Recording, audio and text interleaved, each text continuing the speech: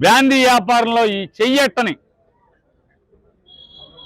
ఒక్క ఎమ్మెల్యే ఉన్నాడా అంటే ఎవడు ఒక్కడ కూడా ఆఖరికి ఈ ఎమ్మెల్యేతో సహా ఎవడు బ్రాందీ వ్యాపారం వాసన చూడకుండా ఒక్కడ లేకపోవటం అనేది మన దౌర్భాగ్యం.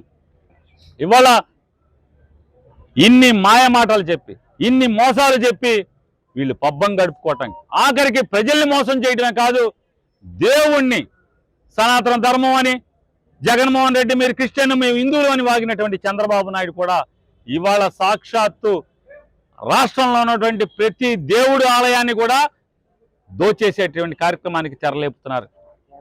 మొన్న నోటిఫికేషన్ ఇచ్చారు. ఏమని ఇచ్చారంటే, నెల రోజుల్లోపు మీకు అభ్యంతరాలు ఉంటే చెప్పండి, మేము చట్టం తేబోతున్నాం, దేవుడి ఆస్తులన్నీ కూడా ఈ రాష్ట్రంలో ఉన్నటువంటి ప్రతి హిందూ దేవుడి ఆస్తిని కూడా నామినేషన్ పద్ధతిలో నామినల్ అంటే చిన్న డబ్బులు అద్దెకి 99 ఏళ్ళు అద్దెకి ఇవ్వటానికి అభ్యంతరాలు ఉంటే తెలపండి అని చెప్పని ఇప్పుడు ఈ కార్యక్రమానికి తెరలేపాడు. అంటే వారి వంది మాగదులకి, వారికి చందాలు ఇచ్చిన వాళ్ళకి, వాళ్ళు జెండా మోసిన ఎమ్మెల్యేలకి వీళ్ళందరూ కలిసి దేవుడి ఆస్తులన్నీ కూడా ఎత్తేటాకి వాళ్ళ పథక రచన చేశారు. అంటే జనాన్ని మోసం చేయటంలో జనాన్ని వదలరు.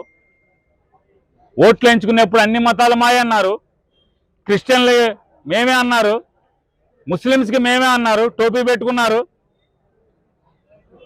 ఇవాళ వచ్చి మేము హిందువులకు మాత్రమే నాయకులు అని చెప్పి సిగ్గు లేకుండా ఇవాళ మాట్లాడుతున్నటువంటి పరిస్థితులు మనం చూసాం.